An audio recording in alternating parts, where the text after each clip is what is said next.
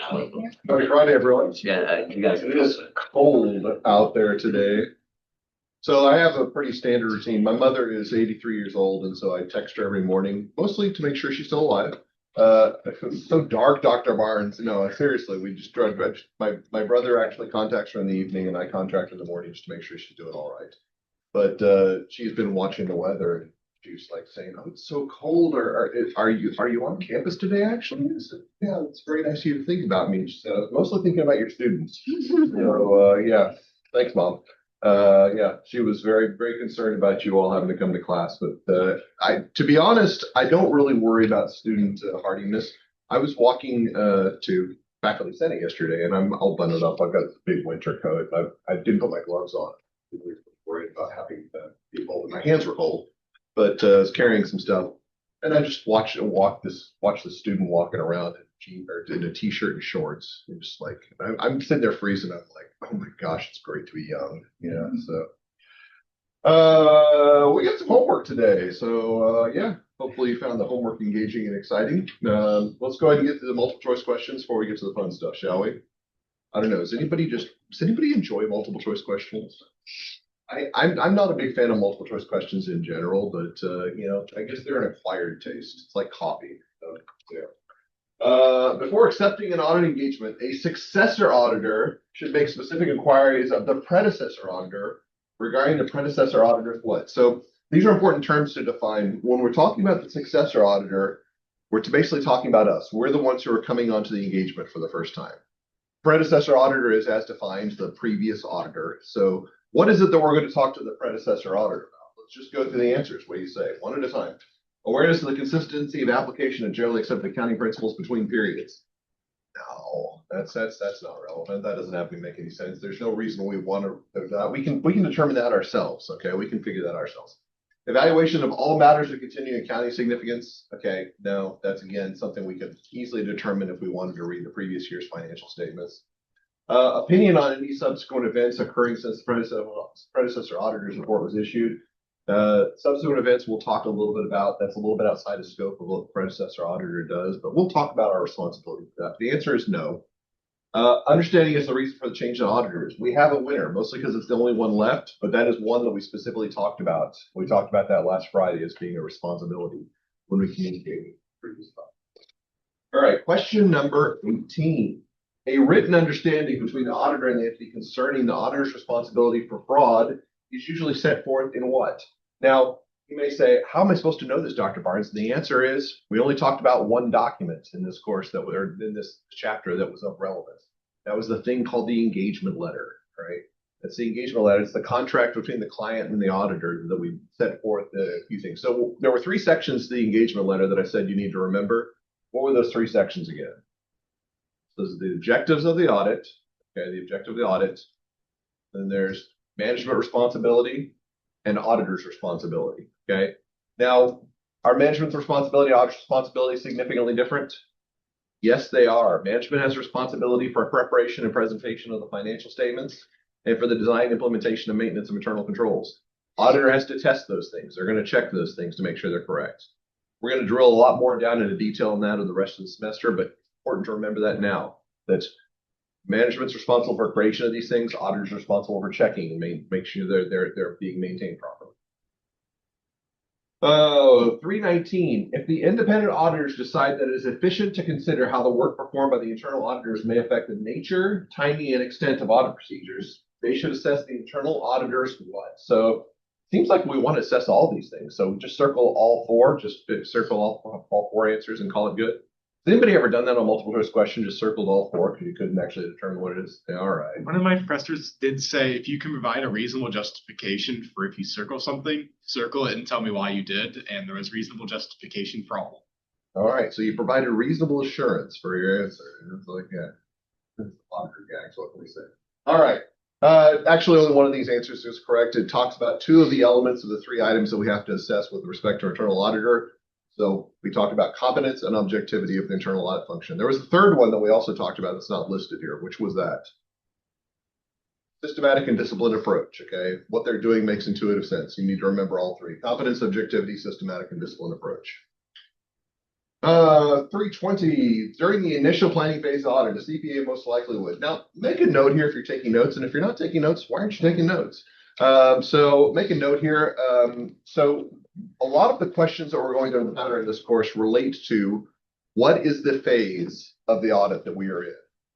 And we're going to talk about the phases of the audit at length, and they're going to become more and more obvious as we get into the latter parts of the course. But for right now, we're talking about the phase of the audit. We're going to start out with our planning phase, all right? And this is basically all that we've done over the course of the semester. We've only really talked about the planning phase. And we're going to talk about risk assessment with kind of the subset of the planning phase, but can be considered distinctly. That's next week. Then we're going to get into substantive procedures, test of controls, then substantive procedures. Then we're going to be audit conclusion and issuance of the reports. And these are all distinct phases we can identify. The question always comes up, what occurs during certain phases? And we need to identify what events can occur during certain phases. Now, this one's an easy one, because we've only discussed a few specific items, a few limited amount of items that can occur during the planning phase. So let's go ahead and discuss each of these at length. Identify specific internal and control activities to prevent that are likely to prevent fraud. So if we're going to talk about those, if we're going to go into detail about internal control activities, is it important that we've actually looked at the controls first? Did we mention anything about looking at specific controls in chapter 3? No, so that's not part of planning, okay? We do have some assessment of controls, but it's mostly a general assessment, not looking at specific control activities. Evaluate the reasonableness of the entity's accounting estimates. So if we're going to evaluate reasonableness of accounting estimates, we probably need to know what those estimates are. Again, we've not looked at specific information at this point in the audit. We've just looked at previous information that's already been audited, general information for the current period under audit. So that's out. Discuss the timing of audit procedures with the entity's management. Now, does discussing timing sound like something you would do as part of your planning step? Saying, here's what we want to do this step, here's what we want to do this process. Yes, okay. This is our answer, but let's just go ahead and look at D for posterity. Inquire of the entity's attorney if it's probable that any unreported claims will be asserted. This doesn't occur till the very end of the audit. This actually occurs at the audit conclusion step. I mentioned this because we're going to see a lot of questions that represent this, that talk about talking to the attorney. Talking to the attorney is at the end. And I assert it's only because we can't stand to talk to attorneys as auditors, okay? I know a couple of attorneys here at Truman State, and they always get on my nerves, okay? You know, it's like, how could you say that about Professor Templeton? You don't know the man very well. That's why, okay? All right. So, yeah, I love Scotty T. All right. So, yeah. Talking to the attorney's attorney will occur at the end of the audit. Don't worry, we'll have plenty of jokes at Professor Templeton's expense later on in the semester, so don't worry, we're going to get to that. All right. Question 21. As generally conceived, the audit committee of a publicly held company should be made up of what? So we talked about 2 rules with respect to audit committee. They're a subset of the board of directors. We do know they need to be outside and independent of the board. Okay, they have to be on the board, but they cannot be employees of the organization. Okay, and basically they can't receive any compensation other than their work as part of being the board. So that's the first rule. The second one is that there has to be at least one financial expert on the audit committee. I like a question like this where we can say, here's what we know about the audit committee. Let's see what corresponds with that information that we already know. So representatives of major equity interests. No, that's not necessarily going to be correct. The audit partner, the chief financial officer, legal counsel, at least one outsider. No, we know that, first of all, audit partner would be a big violation, okay, because that would be a lack of independence. But we know CFO can't be because that's somebody who works for the organization. Representatives of the entity's management, investors, suppliers, and customers. No, it's going to be board of directors specifically, so it can't be any of those external parties. Members of the board of directors who are not officers, employees. Members of the board who are independent. That's basically what D says. So D is our answer. When planning an audit, an auditor should, so another question about the planning phase of the audit, what is we're going to be doing? So consider whether the extent of substantive procedures may be based on the results of test of controls. So if we're going to change our substantive procedure scope based on the results of test of controls, it probably makes sense that we should have performed test of controls, right? Have we talked about performing test of controls other than just a general level right now? No, we're not there yet. We're going to talk about it next week, and it will make a little more sense, but we're not there yet. Determine overall materiality for audit purposes. Has anybody determined overall materiality recently? Everybody in this room should be nodding yes, okay? That was actually part of your assignment. You did it multiple times, actually, okay? So yeah, that's probably our answer. Conclude whether changes in compliance with prescribed internal controls justify reliance on them. We probably need to see the controls to be able to make that assessment. We have not done so yet, so it's not C. Evaluate detected misstatements. We talked a little bit about that. We did talk about the misstatements, but keep in mind the context that I used is saying this is part of testing. This is part of our test of controls and part of our substantive procedures. Those take place later in the audit. This is where we determine what the actual, and I'm using actual in quotes in this context, actual misstatements are. And you'll understand why I'm using actual in quotes much later in the semester. I'm not trying to say that it's actual and I don't, that's ironic. It's more along the lines of this is our best guess as auditors on what the actual numbers should be, but the actual misstatements, and then we compare those to what we said as materiality. We have not done any testing so far, so we can't determine what these misstatements are, so we can't determine the effects of those misstatements. All right, question number 20 or 25. This one's pretty straightforward one. Tolerable misstatement is what? So tolerable misstatement, we talked about that. So we start out with planning materiality. That's materiality at the overall financial statement level. We use that to determine tolerable misstatement, which is materiality at the account or disclosure level. What is another term for tolerable misstatement? Performance materiality. Yeah, it won't come up a lot in this course, but it may come up outside of this, especially for those of you planning on sitting for the CPA exam. You're going to see performance materiality. It says, huh, remember Dr. Bart's talking about that. Or not. You may forget everything I say in this course. One of those two. Okay, one of those two will happen. All right. So amount of misstatement that management's willing to tolerate in financial statements, that's planning materiality. Balance sheet as a whole, that would be a subset of planning materiality. Income statement as a whole, subset of that. Materiality used to establish the scope for procedures for individual account balance or disclosures. D is our answer. Last question, last multiple choice question. Which of the following would an auditor most likely use in determining overall materiality when planning an audit? Okay, so this is actually what's asking a little bit confusing as to what we're asking for. So it's trying to say basis. So a quantitative basis. Say anticipated sample size of planned substantive tests. That is relevant to materiality, but it's not something that's that we use as a basis. It's important to note that our materiality will usually be a determinant of sample size, not the other way around.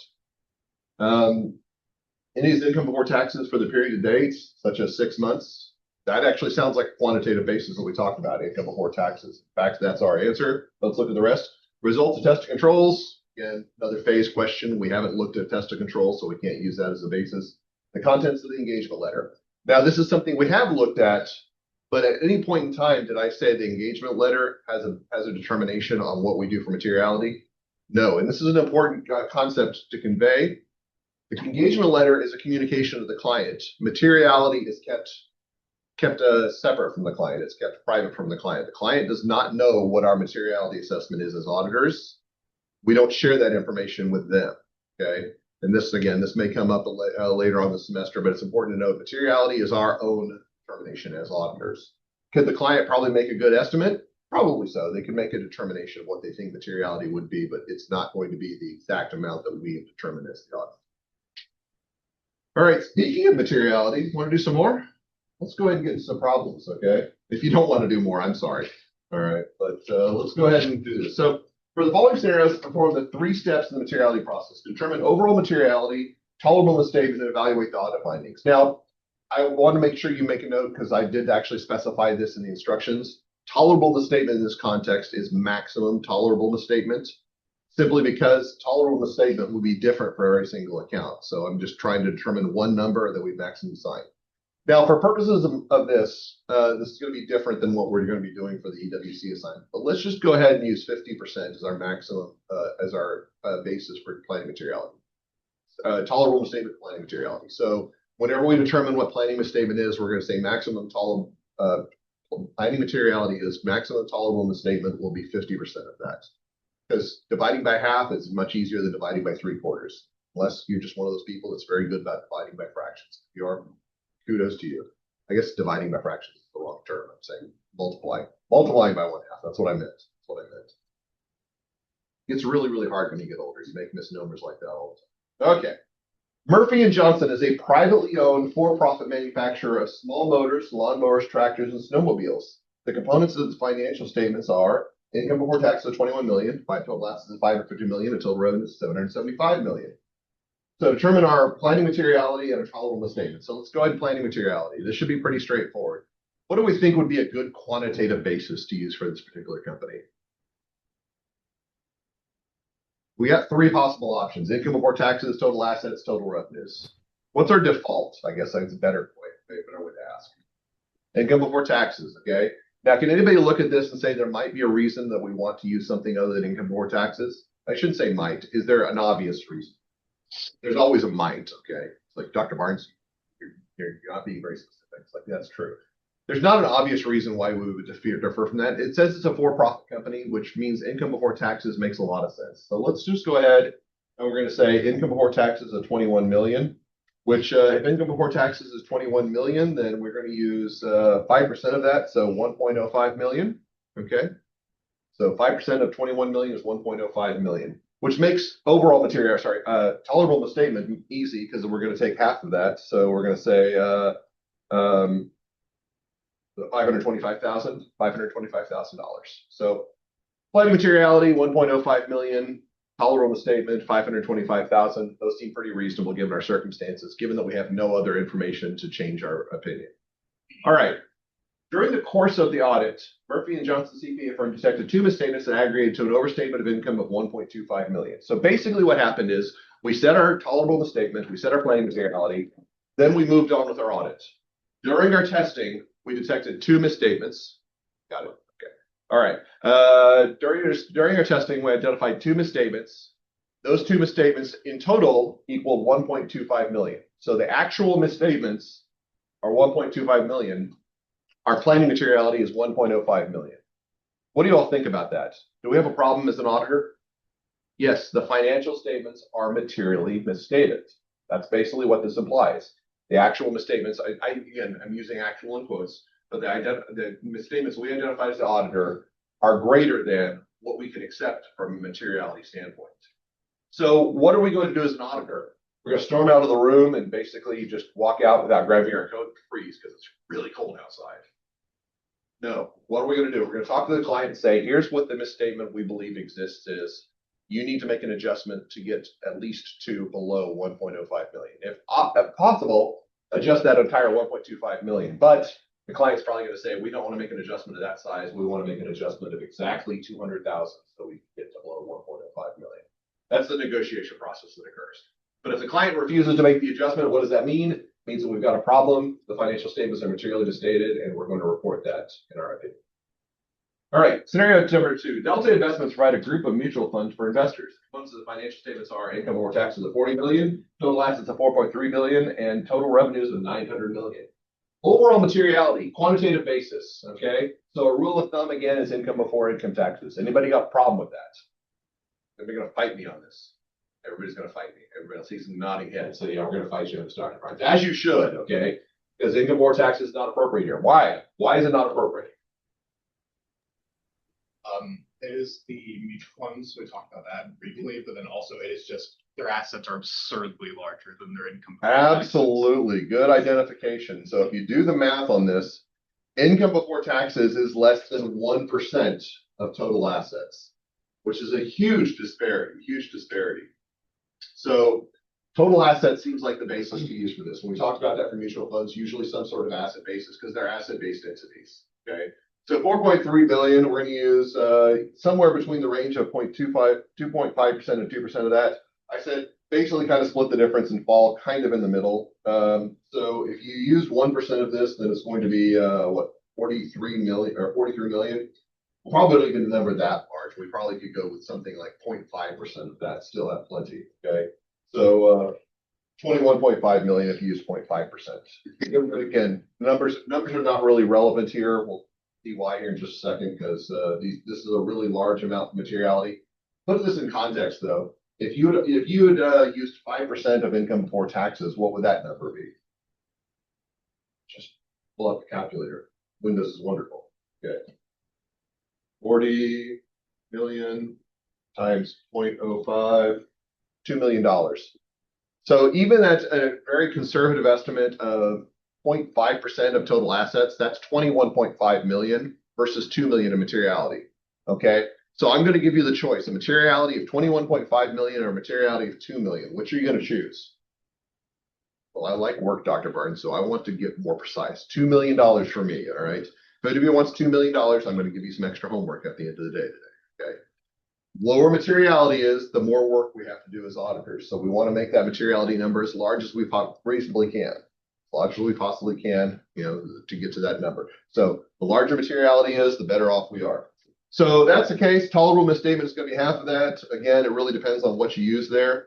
If you used the 1%, then we could say 43 million. Half of that is 21.5 million. If you use 0.5%, then you can use half of that, which is 10.75 million. Largely irrelevant because the overstatement in income was 5.75 million. What does that interpret to you as an auditor? You should interpret that as saying that the misstatements we found are less than our planning materiality. They're less than our planning materiality. Therefore, we have no problem with moving forward with this. The financial statements are not materially misstated. The financial statements are free from material misstatement.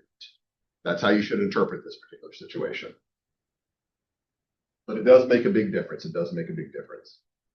Swell Computers is a public company that manufactures desktop computers and laptop computers. Okay, so income before taxes is 500,000, total assets 2.2 billion, total revenues of 7 billion. So they're a for-profit company. They're not a mutual fund. So we're going to use income before taxes, right? Anybody got a problem with income before taxes? I have a pretty big problem with income before taxes. They have total assets of 2.2 billion, and we want to use income before taxes of 500,000. Let's just do the math on this. If we use 5% of 500,000, what is our materiality? That is $25,000. That is what we define as associates team, people in the engagement team quitting before they start. Okay, that would be a bad situation. Saying, okay, client's got $2.2 billion in assets, and you want me to find materiality of 25,000. I'm basically going to be working nonstop through the next year. That's how you would interpret that statement. So we probably want to use a more reasonable basis. Let's just go ahead and say $2.2 million. Okay, $2.2 billion. Which, if we do, again, 0.5% of total assets, we could say that would be $11 million. All right. Now, if you use 1%, that's $22 million. Again, the math is pretty easy on this. Doesn't really matter, a big deal. We'll talk about why here in just a second. So tolerable misstatement is going to be half of whatever the number you calculated for planning materiality. So I calculated as $11 million. Half of that is $5.5 million. Even that is large enough that we don't need to worry too much about it. But the interesting thing comes up in part B, all right? And this is an important one to note. It's an important one to note. So the CPA firm detected one misstatement that resulted in an overstatement of income by 1.5 million. Now, there's an interesting point. If you look at the other questions, it doesn't specifically refer to the direction of the misstatement, but this one is really important to understand, the overstatement of income. Now, this is obviously not material by any measure that we have. Even if we use really, really conservative measures, really restrictive measures, the amount of misstatement that we see is far, far less than even tolerable misstatement, much less overall planning materiality. Is there any cause for concern here?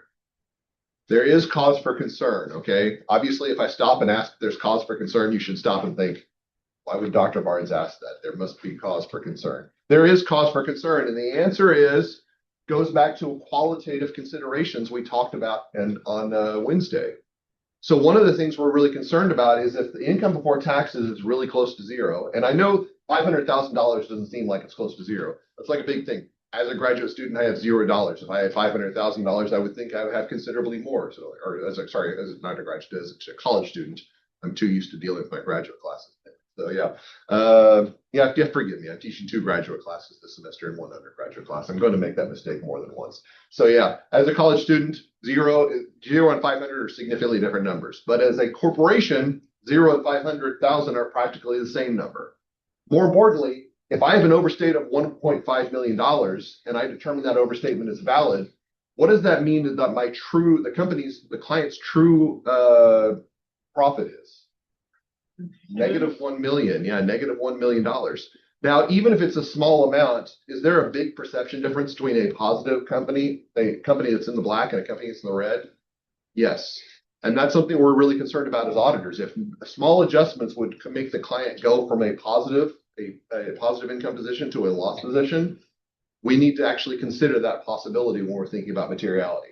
So even though $1.5 million by the numbers is not a material amount, the fact that it is an overstatement that would drop us to a negative amount is something that's relevant. We'd want to investigate further. Okay. This situation will not come up very frequently in this course, but it's something to make sure you remember consistently as we go through it.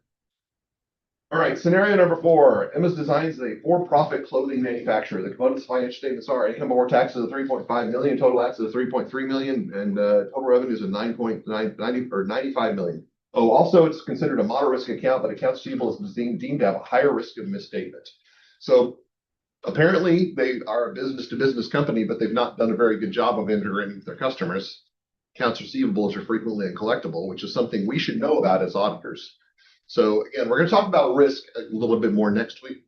But right now, as senior level students, I'm assuming that you understand the concept of risk means risk is generally a bad thing. It's going to kind of affect how we approach the audit. Keeping that in mind, bearing that in mind, what is overall materiality and tolerable misstatement? Now, what do you guys think? Does anybody have a problem with using income taxes here? So when I phrase it like that, it's always suspicious. You're always like, I do, Dr. Bartz, because you phrased it so weirdly. But I deliberately did that because there's no problem with using income before taxes. Yeah, this is fine. Okay. It's a for-profit company and it's a reasonable amount. It's not really close to zero relative to the size of the company. So we'd say 5% of 3.5 million, which I think that's $175,000. All right. 50% of that for tolerable misstatement is going to be 87,500, which seems like a small amount, but keep in mind this is a significantly smaller company than the ones we looked at in parts B and C. So $175,000 and 87,500. Those are reasonable amounts for materiality given the size of our client. All right. During the course of the audit, MSCPA firm detected one misstatement of customers' key accounts receivable equal to 90,000. Also detected a second misstatement of cash equal to 10,000. Evaluate the audit findings. So total misstatements are $100,000. Now, if we're using our basis of 175,000 for applying materiality, we could say our detected misstatements are less than our planning materiality. And generally speaking, we're going to be, that's fine. Okay, that's fine. There is a caveat to that, though, that we need to note. What did we say tolerable misstatement was? We said tolerable misstatement is roughly about 87,500. Well, we have a misstatement in that account, in our key account, of greater than 87,500. Now, depending on whether you use 50% or 75%, it's going to change your answer here. But one important thing to note here is this is a high-risk account, or at least a moderate risk account, a risky account. There, that's the term. A risky account, something that's going to be subject to scrutiny by the auditors. So if there's a significant misstatement, we do want to make sure that we understand the nature of that misstatement and investigate further.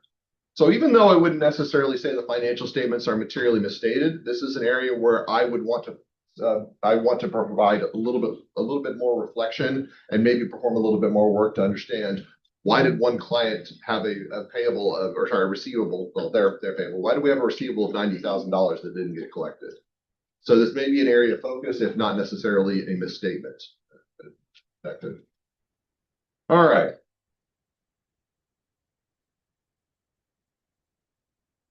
I just so quiet. Is it the weather?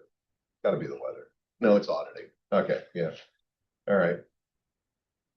I try to bring the energy, but it's really, really hard when the cold weather is just sapping the energy. You come in from a cold environment, sit in a nice warm room, and you're just kind of like, it's nice here. I don't want to go back out in the cold. Turn on the music. Like, what type of music would it be? Like, it'd be some of Professor Templeton's jazz music. Yeah. All right. Yeah.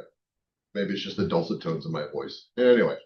Forest Crest Woolen Mills is a closely held North Carolina company that existed since 1920. The company manufactures high-quality woolen cloth and men's women's outerwear. The firm's audited at Forest Craft for 15 years. Now, 5 years ago, Forest Craft signed a consent decree. What's a consent decree? Something you probably heard in Professor Templeton's class. And if you did, what is it? The company agreeing to do a legally binding document saying that they'll do something. Good. Okay. By the way, Carter, you're the first person who's ever been able to answer that question for me. I've asked this question now for like 10 years, and everybody's kind of like, I'm not sure. I'm like, well, if you didn't know what it is, we know what you do. You go online. We live in a day of information, and you can go online and look up what is a consent decree. So definition of a consent decree, I have it written down here. All right. An agreement or settlement that resolves a dispute between two parties, as Carter said, without admission of guilt or liability. Okay. So they basically said, we're going to do this. And if we do this, we're not going to have to be held liable for our actions. So basically, this is kind of an alternative arrangement when they've done something wrong. They had been convicted of dumping pollutants such as bleaching and dyeing chemicals into the local river. Ooh, not good. The consent decree provides that Forest construct a water treatment facility within 8 years or risk being fined or even shut down. All right, so this is the crux of the case. If you're conducting the current year audit and notice there's been virtually no activity in the water treatment facility construction account, your discussion with the controller produces the following comment. Because of increased competition and lower sales volume, our cash flow has decreased below normal levels. You'd better talk to the president about the treatment facility. President and majority shareholder tell us the following. Given the current cash flow levels, we've had 2 choices: lay off people or stop working the facility. This is a poor rural area of North Carolina with few other job opportunities for our people. I decided to stop work on the water treatment facility. I don't think the state will fine or close us down. When he asks the president of the company will comply with the consent decree, he informs you that he is uncertain. All right. Yikes. All right. So let's go ahead and talk a little about the implications for this in the audit report. Now, this is jumping a little bit further ahead, and we're going to talk about the implications. So remember, we talked about the opinions that are being rendered, whether it's an unqualified opinion and whether this needs to be adjusted to a more extreme type of opinion. Now, I'm only going to give you those 2 options right now. You do need to make sure for the exam you know the 4 types of opinions and what they represent, but let's just go ahead and say unqualified opinion or more extreme opinion, saying that there is no problem or there is a problem. What do you think? Given the certain situation right now in year 5, do you think that you can go ahead and report an unqualified opinion? So again, you have to be very careful whenever I ask a question like that, because there's almost always a trap. And this one is definitely a trap. I'm trying to get you to say, yes, we gotta report a bad opinion. The answer to this is no. We don't have to actually change our opinion in the current period. It's important to note that it may result in some problems in the future, but what we're concerned about is the audit that's being performed in the current year and whether the financial statements are free from material misstatement. The general guideline is going to be yes, that is the case. All right. Moreover, they still have 3 years to actually fix this problem. Now, I would be very concerned that they may not fix this problem in 3 years, but that does not affect the current year reporting. So again, is it a problem? Yes. Should I be aware of this, auditors? Absolutely. Do I need to change my financial report? My opinion? No. Okay, everything's fine. You probably figured out what's going on here because there's a caveat. They say in B, would your answer change if events occurred in 7 years after the signing of the consent decree? So next year is the deadline. They've done no work to date. And the president is saying, you know what? We're not going to do any work. They're not going to shut us down. We're too important. Now, would that probably change your opinion? The answer is kind of, okay? Kind of. And I want to make a note of this. This is not going to be relevant for the first exam, but we're going to reflect on this in the future. We're going to talk in the future about something called a going concern. Has anybody heard that term before, going concern? Now, the term going concern means a good thing. I told my seminar students, I would like to be a going concern for about another 30 years. That's my goal, all right? It's basically me saying I'd like to live for another 30 years, but I may be overdoing it. I had a hedonist lifestyle when I was younger, so getting to 80 may be a little bit too high an expectation. But then again, there's advances in medicine. You never know, all right? So yeah, going concern. Auditors are very concerned about this idea of whether there is substantial doubt about the entity's ability to continue as a going concern. You don't need to write that down because, again, when we get to this, we're going to talk about this at length. When we talk about substantial doubt about the entity's ability to continue as a going concern, that's we as auditors have identified a likely problem that may restrict the entity's business to stay afloat in the next year, to stay in business for the next year. This happened a lot during the pandemic. A lot of organizations had to issue substantial doubt about their ability to continue as a going concern because nobody knew what was happening. So this is something we're concerned about as auditors. Now, it's important to note this is usually for a year of time, and it's something that is a requirement of both the client and the auditor. You may have heard this in your financial accounting class, that there's substantial doubt that the entity themselves, the client, is required to report this in their financial statements. So this is a point where we as auditors, we would say, all right, have you made a disclosure that you may not be in business next year because of your inability to meet the consent decree? And if the answer is, yes, we made that disclosure, then it would not affect our opinion, okay? However, if we went to the client and we said, did you make this disclosure? And it says, we don't feel the need. We don't think it's important enough to disclose. That's where we as auditors will step in and say, this is a required disclosure under GAAP, generally accepted accounting principles. By failing to make that disclosure, you are violating GAAP. Is violating GAAP a problem when we're auditors? Yeah, violating GAAP is a big problem, okay? That's where we issue a qualified opinion or sometimes an adverse opinion. So that is where we would have an extreme opinion, is if they fail to follow the rules. Now, again, this is kind of outside of the scope of what we're talking about now, but this is just kind of a preview of what we're going to see before in the future. The main thing to remember here is we are focused on the current period of time and the forthcoming year, kind of speculative. If we're looking outside of that length of time, we're kind of immune to that. We're not really concerned about it as far as reporting goes. Now, as far as the impacts and the concerns that may happen over a period of time, we're going to talk a lot about that later on, about what are some implications if client fails to fix problems. And that's going to impact our controls, it's going to impact our subsequent procedures, and subsequently our reporting as well. All right. Time to do some materiality. More materiality, more materiality. So did anybody go into this worksheet and just say, wow, this was so much fun. I had such a great time. I figured out everything. I feel really confident about what I'm doing. I see some shaking of the heads. Okay. That's exactly the look I was looking for. Okay. This is brutal. This is absolutely brutal. And you say, how is this one of your favorite things, Dr. Barnes? Says, well, that's probably why, just because it's brutal. Now, materiality is interesting in the fact that it is one of those few quantitative things we're going to do in this course, but it's so subjective as how you apply this quantification. Okay. So I want to talk about this at a very basic level. We're going to go over what the solutions, the quote unquote solutions by the book are. That being said, do not think too much about whether or not your answers are correct. I have asked questions on materiality on the exams. I give a lot of leeway, okay? A lot of leeway as long as there's reasonable justification for the answers. Now, if you're way off, you may want to consider whether or not your approach was correct. But for the most part, as long as your numbers and your rationale make sense, that's all I'm looking for. So let's talk really quickly about what was in the materiality guidelines. This was really important to read, and if you didn't read through this, then you were going to be a step behind of what you had to be doing for the assignment. So a few things that were really important. Willis and Adams is the name of the audit firm. They're the public accounting firm that we're going to be representing or pretending to be. And they're auditing earthware clothiers for the current year. They've got some materiality policies that they follow. Now, it's important to note their planning materiality threshold for tolerable misstatement is 75%, which basically means that when you determine planning materiality, maximum tolerable misstatement for any account will be 75% of that. So let's say planning materiality is $1 million. The maximum amount that we can assign to any one account for a tolerable misstatement is $750,000. Right? That is their first key, the first piece of information we need to note, and that should have been something that you reflected upon. So even if we get to an account that's massive, we are restricted by that planning materiality threshold that we established here. Also, they made the determination, if you read in there, that they've said that the aggregate amount of tolerable misstatement should be no more than 4 times planning materiality. So again, that was, like I said on Wednesday, trying to get as close as we can to 4 without going over. Which again, does anybody watch The Price is Right when they were kids? I remember staying home sick when I was from school, and I was just like, The Price is Right. Yeah. That's back when Bob Barker was on, because I'm really old. All right. So yeah, try to get to as close as you can without going over. That's the goal there. There was also another piece of information that was very relevant that you need to pick up on. So they talked about what the basis for using certain quantitative measures were, or the quantitative basis were. And one detractor from using income before income, or pre-tax income before income taxes, was whether or not income was volatile. And they defined the term volatile in this report, in these guidelines. Did anybody catch the definition of volatility in this?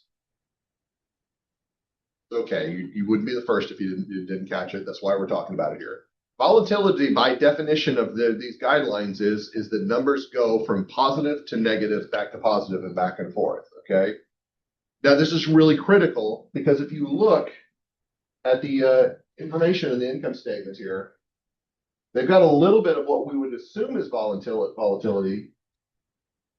Oh my gosh, stop it, Excel.